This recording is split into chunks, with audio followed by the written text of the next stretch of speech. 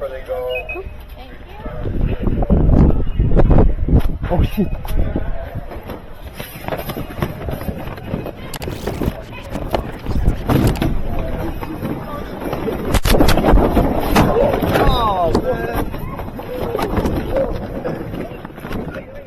If you kept up with the internet at all lately, you've probably seen the astronomical hype around Pokemon cards. I'm sure you've heard the stories about people fighting in stores, and a single card selling for hundreds of thousands of dollars. But how did Pokemon cards actually get to this point?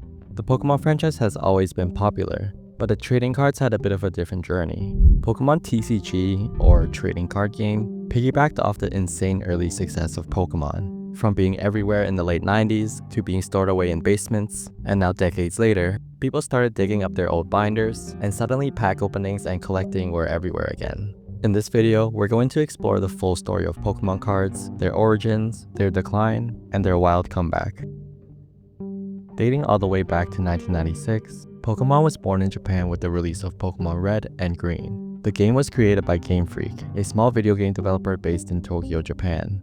The idea of Pokemon came from Game Freak's Satoshi Tajiri, who came up with Pokemon due to his interest in collecting insects during his childhood. The games exploded in popularity, selling millions of copies on the Game Boy and turning Pokemon into one of the most recognizable franchises in the world. Nintendo, along with the creators at Game Freak, rode the momentum of this success and later that same year, released the Pokemon trading card game. For the first time, fans could hold their Pokemon in their hands, not as pixels on a screen, but as shiny, rectangular pieces of beautiful, beautiful cardboard.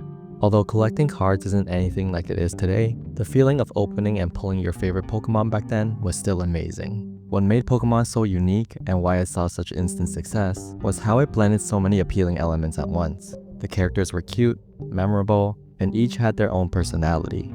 Players could explore an open world, chasing the dream of catching them all, or simply finding their favorite Pokemon. This combination was something that other games weren't really offering at the time.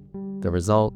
Pokemon Red and Blue went on to sell over 60 million copies worldwide, generating an estimated $2.1 billion in revenue for the Game Boy, and still stands to be the highest grossing mainline Pokemon release to this day.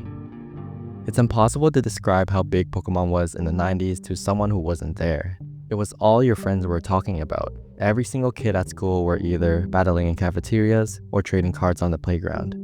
Every toy and food from pasta to cereal had some sort of Pokemon branding. It got to a point where schools began banning Pokemon cards altogether.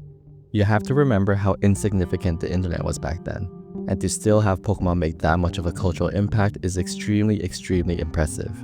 Hasbro, which distributed cards in the US, reported nearly $500 million in Pokemon-related revenue in 1999 alone. People referred to this period as the Golden Era, or Pokemania, just because of how hard and quickly the franchise exploded in popularity and how it weaved into almost every part of the culture. But of course, hype doesn't last forever. As we entered the early 2000s, Pokemon cards slowly drifted out of the mainstream spotlight. Not to say it was dead, Pokemon was still selling well, but their audience began to grow out of Pokemon. It began to be seen as a bit more uncool for the older crowd, and competitors like Yu-Gi-Oh! And Magic were starting to come around as well. In my opinion, Pokemon never stood out for its dueling aspect. Let's be honest, most of us never really understood the purpose of energy cards, nor did we care. Meanwhile, Yu-Gi-Oh! Matched its anime perfectly, making battles feel like what you saw on TV. Sure, the monsters weren't literally coming to life, but the gameplay was a one-to-one match. With Pokemon, we couldn't exactly throw Pokeballs across the room and have real-life battles the way the anime portrayed them. And so, for the next few years, the growth of Pokemon cards stagnated. The games, however, kept the franchise alive. What kept people coming back was the discovery of new Pokemon and new regions. Moving from the Kanto region in Red and Blue, to Johto in Gold and Silver, then Hoenn in Ruby and Sapphire, kept the experience fresh. For that reason, the Pokemon games were still successful during this period, being among top sellers out of every console that was being released. But as for the trading cards, many of them were being tucked away into people's basements, with only the more dedicated fans still actively playing or collecting. Then came July 6, 2016, when Niantic announced Pokémon Go. The popularity of this game was insane. In just 2 months, it reached 500 million downloads and broke the record for the most downloads in its first week of launch. People were finally able to experience what it felt like to go out and catch your own Pokemon. The TCG, on the other hand, didn't have as big of a resurgence matching the growth of Pokemon Go. but there was an increase in demand for the trading cards, and Pokemon even released a special Pokemon Go themed set.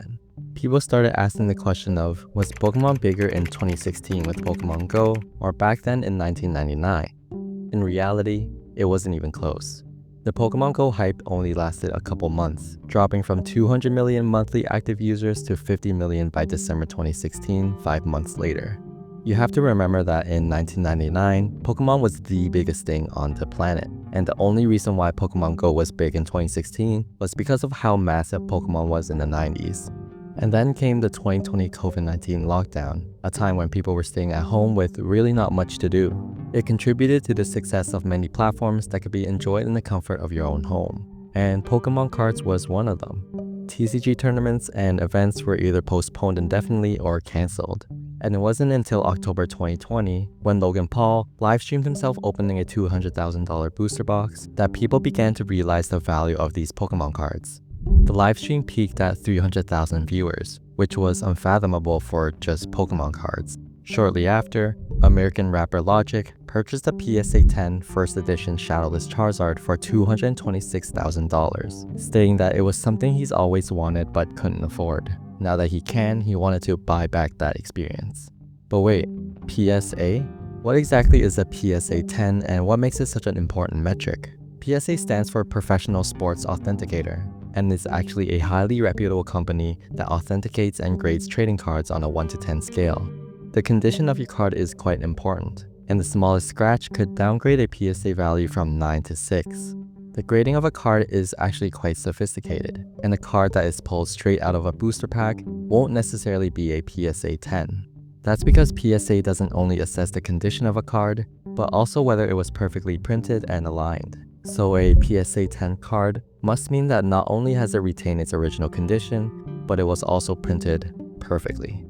And so what happened after? PSA grading submissions exploded. An overwhelming amount of cards were being revived from people's basements, and PSA saw an increase from 13% to 30% of submissions being Pokemon cards from 2020 to 2021. Over 1 million Pokemon cards were submitted in 2020. In the next year, they're on track to quadruple that. PSA was forced to pause submissions on March 31st, 2021, and to give them a chance to process their recent surge of orders.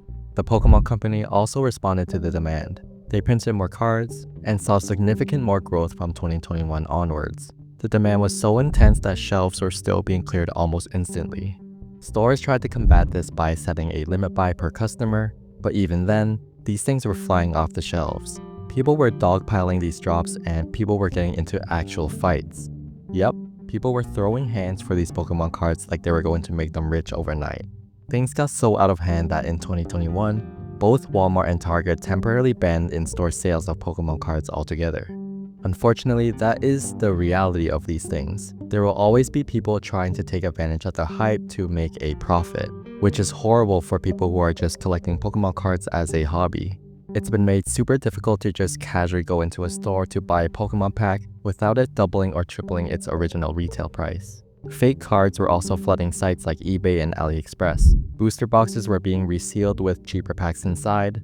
There were even fake graded slabs, where scammers were printing their own labels and sticking worthless cards in fake PSA cases to trick buyers into thinking they were real. All of this created a minefield for genuine fans. Instead of just enjoying the hobby, you had to constantly second guess whether the cards you were buying were actually authentic.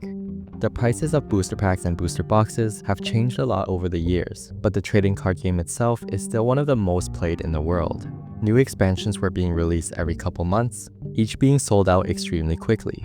Pack opening videos on YouTube were hitting millions of views, and many older cards have turned into investment pieces. In 2024, they officially released Pokemon Trading Card Game Pocket, a mobile app that essentially replicated the thrill of opening booster packs and collecting cards right onto your phone. Free users were able to open one pack every 12 hours, and although this might seem like a long time, it was an extremely casual game. People didn't need to be ripping out 10 packs every minute. The wait time made each opening more exciting. The app saw immediate success and generated hundreds of millions of dollars of revenue despite being a free-to-download game. It's crazy to think about how a piece of cardboard can be worth such a life-changing price, but that's just how supply and demand works. You hear countless stories of people who wish they didn't throw away their holographic Charizard, But could you really blame them? Nobody could have predicted this level of interest in Pokemon cards. For me, Pokemon has always been a part of my childhood, and I too have my own little cardboard box of cards. Unfortunately, nothing too valuable, but maybe one day, the market will decide that my bent up Rattata is worth $1 million.